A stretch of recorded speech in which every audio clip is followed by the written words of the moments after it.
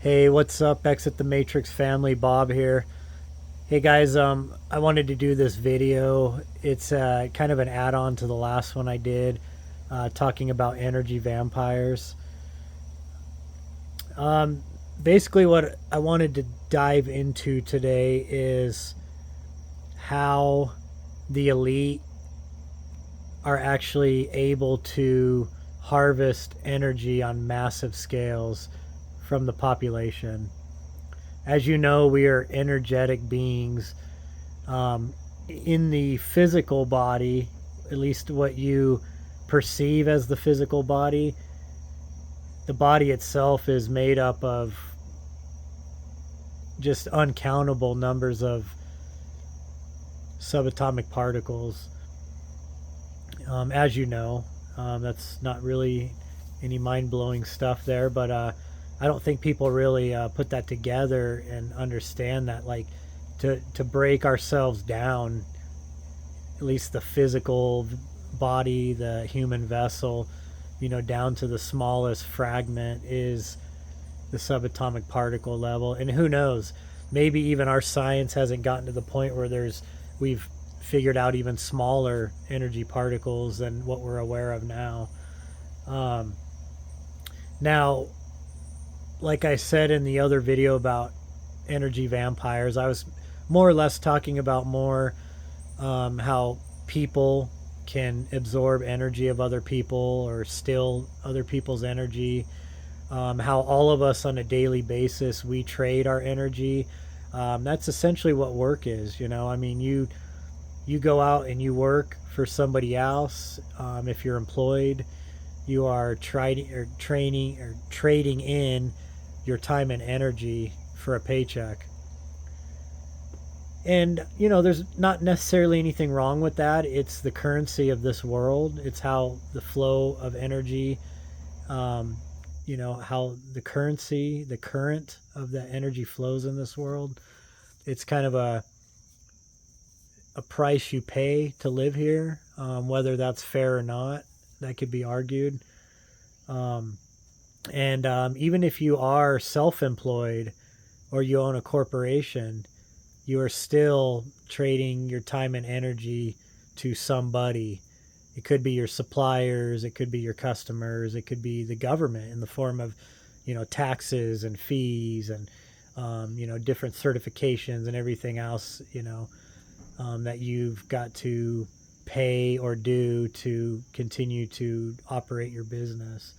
So, but I want to take this on a deeper, more insidious level.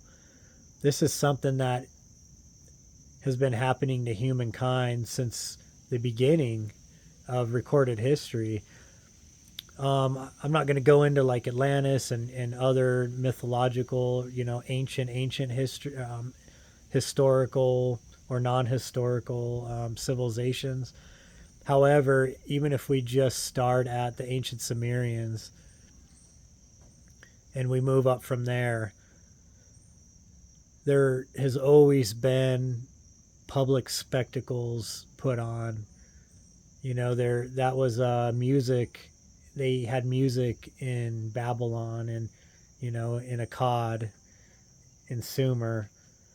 They had public spectacles. You had of course warfare between city states and nations, at least early nations, between religions. All of these things are bringing large amounts of humanity together, and all of these events cause massive emotions and massive energy to be built up, to be um, poured out into the atmosphere. I don't know. I don't know if that's a proper way to explain it. I hope you get what I'm saying here.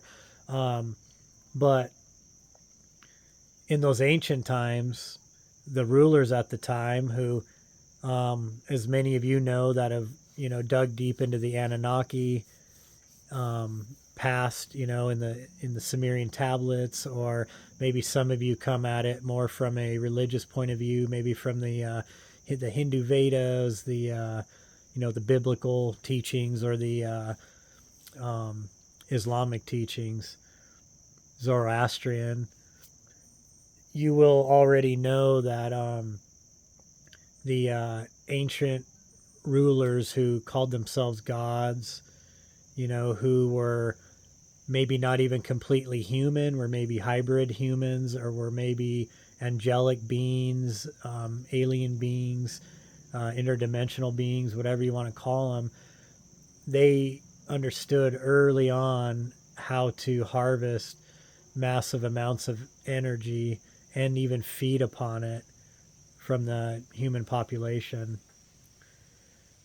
Whenever you have warfare on a massive scale, you're going to have much bloodshed. You're going to have heavy emotions, sorrow, anger, um, even positive feelings, from the victors. And those emotions, it creates a massive amount of energy charge in that area that event happens. This happens with sporting events. The Romans and the Greeks understood this, with their sporting events, with the Colosseum events, the gladiator battles and such. Um, and in fact, the ancient cultures, especially the scientists of the time, you could call them alchemists, they understood geometry and the power of geometry, the power of glyphs, the power of symbols. They understood that those certain symbols and geometric shapes could further harness and amplify energy. So they started building ancient stadiums and coliseums in specific ways to funnel this energy from the crowd, from the from the combatants, from the participants. They figured out how to amplify it, and there were beings the Gnostics called archons. Can be called jinn, demons, interdimensional beings. They That allows them to feed off of these energies. And many times, rulers of the past, and including in this day and time, made pacts with these dark entities. And part of the pact was that they had to feed these beings. And these beings have been away from source for so long that what they crave is energy and vitality. And so, what these ancient rulers understood was to trade power and knowledge with these beings, they had to feed them. So, the games were part of this. Even sometimes wars were started over this, unbeknown to the regular population, to the regular people, the citizens. They didn't know what was going on. They just obeyed what their rulers told them. They would pick up arms and go to war. They would find it a great glory to fight in the Colosseums, to fight, or to participate in Olympic games. But the alchemists that worked with the rulers or worked for the rulers, they understood that to help their ruler out, to help funnel more of this energy to these dark beings, that they had to design these buildings in certain ways that would amplify that energy. And you will still find that to this day. All of our coliseums, our stadiums, with modern sports, football fields, all the way down even to the way that baseball diamonds are designed, soccer fields, football fields, the stadiums built around them. All of these things are specially designed architecture, geometric shapes to funnel this energy. And if you want to even take it a step further, there's a certain group in America, we would call them the Masons. If you look at a lot of stadiums that have been built, a lot of these buildings, sporting buildings and stuff, you will find their mark on the cornerstone, because the Masons well know the power of symbolism. They understand the power of designing architecture in conjunction with glyphs and runes, runic shapes, and ancient symbols, ancient geometry. They understand how important it is to design these buildings in such a fashion. So I'm kind of letting this sink in with you here for a minute, and maybe some of you have heard this and you understand what I'm talking about. We are being harvested in many ways, but when you go to a concert, you go to a sporting event, just think of all that emotion that wells up. You see your favorite music artist, you get caught up in the excitement of the crowd. I mean, just imagine all that energy. And yes, that's all mostly positive energy. um, However, they can feed on that energy also, but what they really like is they like the negative energy. Negative energy is super powerful to these beings. It's like their steak tartare, it's their creme de la creme. That's what they want more. Oh yeah, that excitement from watching your sporting teams, that excitement of watching your favorite music artist perform. Oh, that's they can feed on that, all right, but that's not what they crave. It's not that special elixir. That special elixir of energy is what is found in negative energy that humans exude. That's out of fear, um, strife, killing, um, sorrow. Those emotions are very powerful that humans put out also. And do you remember a certain concert that happened in Texas by a rapper? That, let's just say it's a mystery, how it happened, what caused it. But remember all the people that died there, how it went from a you know a, an exciting event to one of tragedy, and stampeding people getting crushed, people just fainting and dying, people.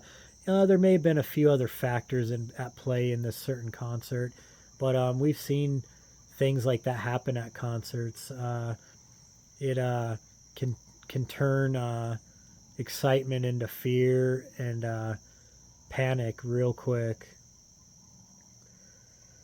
One other thing I want to throw in here real quick, tying in with the ancient geometry, with the symbolism and everything, is also ley lines. As you know, our Earth is designed on a grid, energy grid that runs all around or across this realm, I guess, however you want to view that.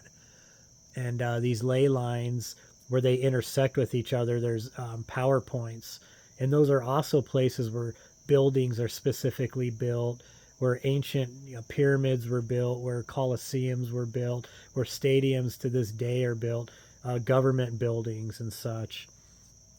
I just wanted to add that to that, just because I didn't want to miss that. I'm sure some of you were probably saying that in your head.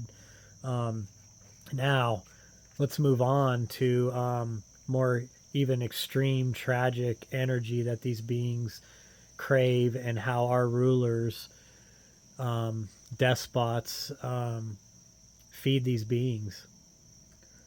War, the greatest of them all, brings the most tragedy, the most sorrow, the most pain, the most negative lasting effects.